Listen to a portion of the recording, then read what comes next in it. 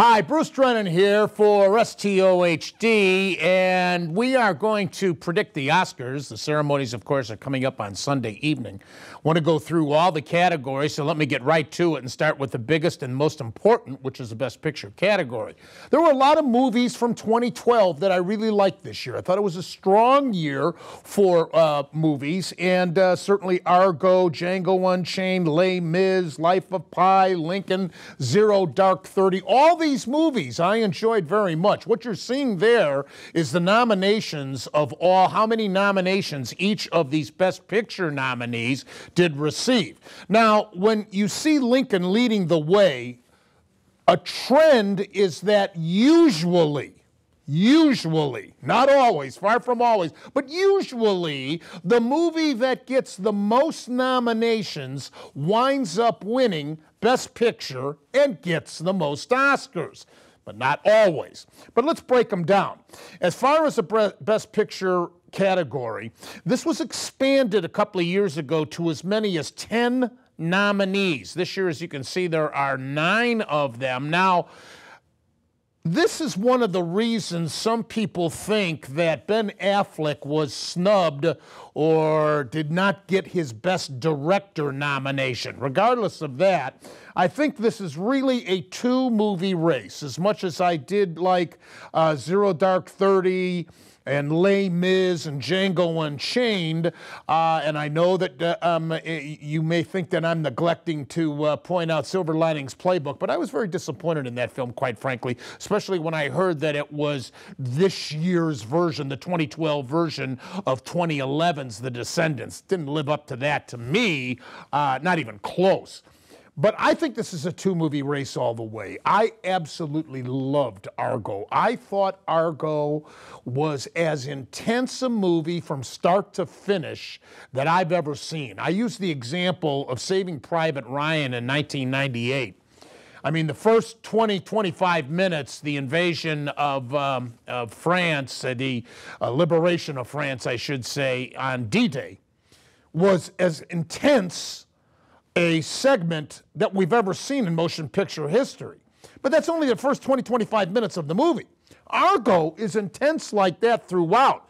I loved it. I just cannot believe that Affleck did not get a Best Director nomination. As much as I loved Argo, ever so slightly, and I mean ever so slightly, I give the nod to Steven Spielberg's Lincoln for Best Picture of the Year because of its epic proportion, because of the historic nature of this film about one of the greatest presidents in the history of the United States.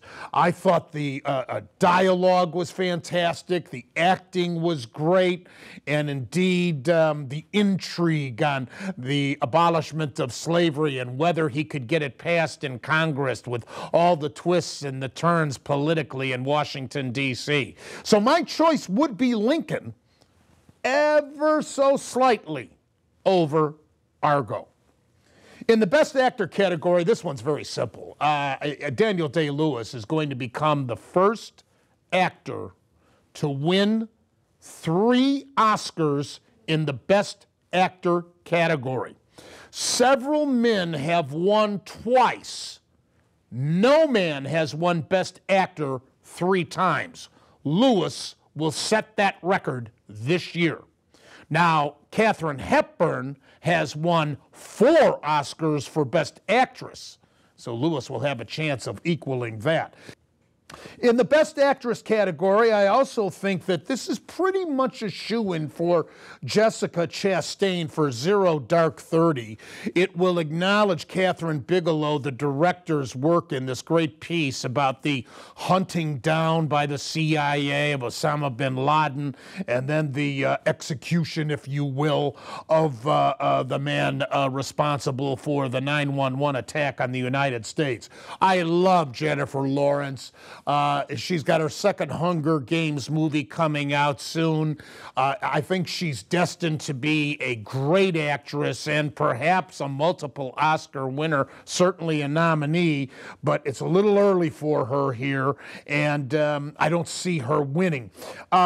Emmanuel Riva from Amour's getting some buzz. So was Naomi Watts for Impossible. By the way, I like Naomi Watts very much. I thought she should have been nominated for King Kong, but she got snubbed. And the little girl from Beasts of Southern Wild was certainly noteworthy, but not deserving of this Oscar. Jessica Chastain should win, will win. And by the way, last year, this was the toughest category. In Best Supporting Actor, you just heard me say that last year was the best year ever, in my opinion. Strongest, deepest field for Best Actress.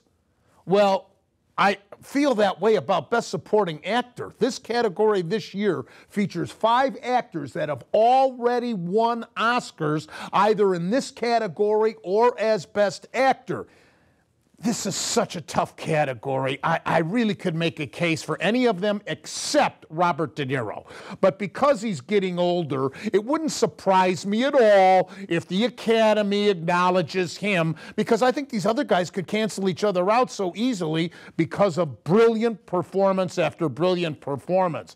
I loved Arkin, who gave the comedic touch in the very serious, very intense Argo. I loved Philip Seymour Hoffman for playing the deep Scientologist in luring Joaquin Phoenix into his cult. I absolutely loved Tommy Lee Jones as the very activist congressman in Lincoln. He was funny, he was controversial. I adored his performance. But I will ever so slightly give the edge to Christoph Waltz for Django Unchained, who, in my opinion, made the movie. I was really surprised. I thought I'd like Django Unchained a lot more than I really did. And a lot of people say, well, Leonardo DiCaprio should have been nominated for Best Supporting Actor. I actually think Samuel L. Jackson deserved the nomination more than DiCaprio. But there's no question, particularly the first half of the movie, Waltz carries the movie. And unlike Inglourious Basterds, where he plays a bad guy, in this movie, he plays a good guy. I'll give him ever so slight an edge over Tommy Lee Jones in what is the toughest category to pick this year, Best Supporting Actor.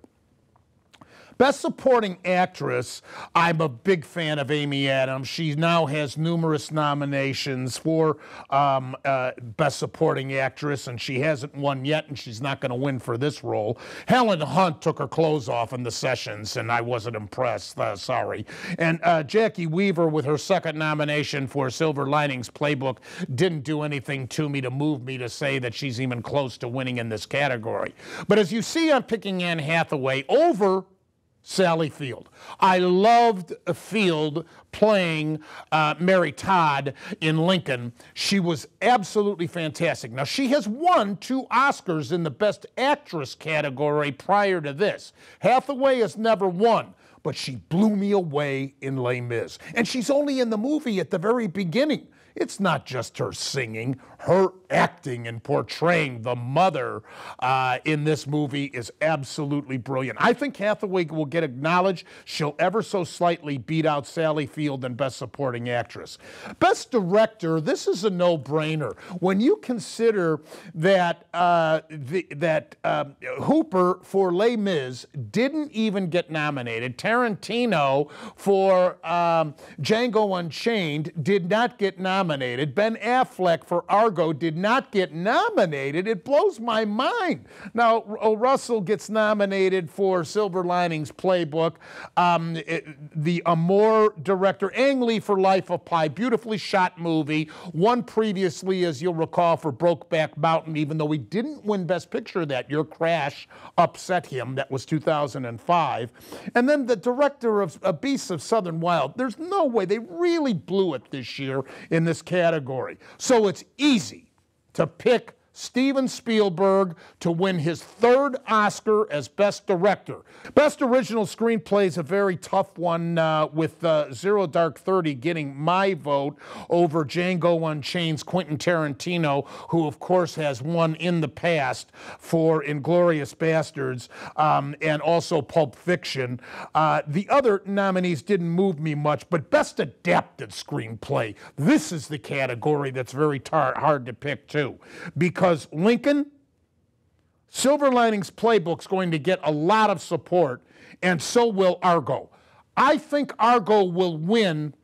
It was so intense and so action-packed from start to finish, you just didn't know. Even though you knew the story, you knew what the outcome was going to be, which I thought was brilliant writing. I certainly think Lincoln is noteworthy, though I'll give a slight edge in this category to Argo. That brings us to cinematography. Anna Karenina was nominated, and beautifully shot movie. Django Unchained, a kind of a spaghetti western, beautifully shot by Tarantino. Lincoln of epic proportions. I love the scene toward the end of the movie where President Lincoln was on his horse going through the battlefield with all the dead soldiers. Skyfall, the Bond film. But I'll give this to Ang Lee's Life of Pi.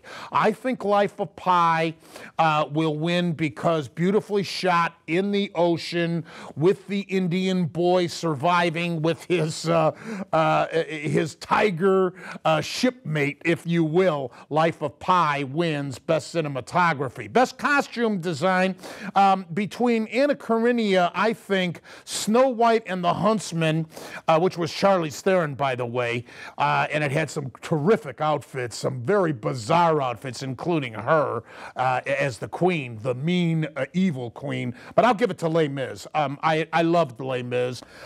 Next would be Best Film Editing.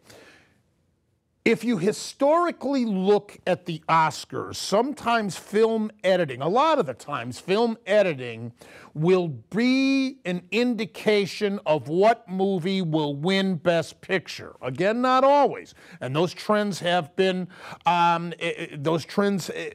necessarily been the case in the last, let me say 15 years. But in film editing, tough category with Life of Pi, Lincoln, Silver Linings Playbook, Zero Dark 30. I'll give it to Argo, although I could see Lincoln or Zero Dark 30 winning in this category. But Argo would be my choice. Best Foreign Film, we won't even waste much time on this. This is going to be a more, of course, I mentioned to you earlier, Emmanuel Riva is nominated for Best Actress in this category, and their director is also nominated, Michael Haneke. Amour is a shoo-in to win Best Foreign Film. Best Makeup. I'll go with Les Mis here. The Hobbit, The Unexpected Journey, Peter Jackson's fourth Lord of the Rings film. Hitchcock, Anthony Hopkins did indeed look like Hitchcock. And by the way, I mentioned that he was snubbed for Best Actor.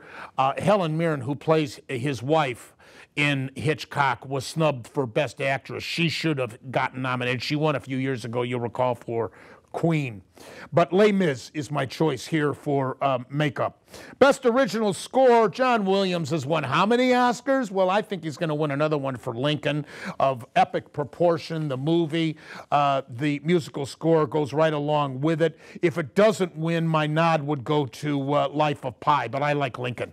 Best Original Song, this is a simple one. Skyfall has been winning all of the awards leading up to the Oscars. It's a very popular tune from the James Bond movie. Otherwise, Suddenly from Les Mis, which was specifically written for the movie, not from the stage musical. None of those songs are eligible in this category from the stage musical, but this song Suddenly was specifically written for this movie and earned this Oscar nomination. But Suddenly will win for Skyfall. Or Skyfall will win for the movie Skyfall. Best Production Design, I'll give this to Lincoln over Life of Pi, Les Mis, The Hobbit, and Anna Karenina. Best Production Design, this is the old art direction, set decoration, the backdrop of Washington, D.C., and the war scenario of the Civil War, tremendous in Lincoln. Best Sound Editing, Life of Pi, out in the middle of the ocean, stranded as they were. I'll give the nod to Life of Pi over Argo and Zero Dark 30. A lot of shooting in Django Unchained, but I don't necessarily think that will earn it this Oscar. And finally, Best Visual Effects. I think you have to go with Life of Pi.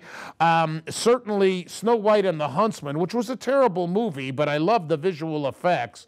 And anything Charlize Theron is in, I think is noteworthy of seeing. But Life of Pi gets my nod here. Now, if you take a look at all of the movies that I've gone through in the various categories, you'll see that I have Lincoln winning Best Picture and thus the most Oscars with 5. Next, I have Argo winning 3, Les Mis winning 3, Life of Pi winning 3, Zero Dark 30 winning 2, and 1 each for Amour and Django Unchained. Again, the trends are if you get nominated for the most Oscars, usually that film will win Best Picture and win the most Oscars. One thing that works against Argo, one category, Best Picture, is affected by Best Director this year. Only one time in the history of the Oscars has a movie won Best Picture without its director at least being nominated for Best Director. That was 1989 with Driving Miss Daisy.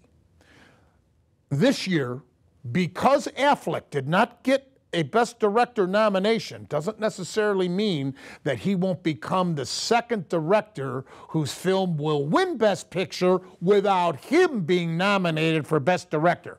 Argo was that good. But I give a slight edge to Lincoln. Enjoy the Academy Awards, and we'll talk to you next on All Bets Are Off.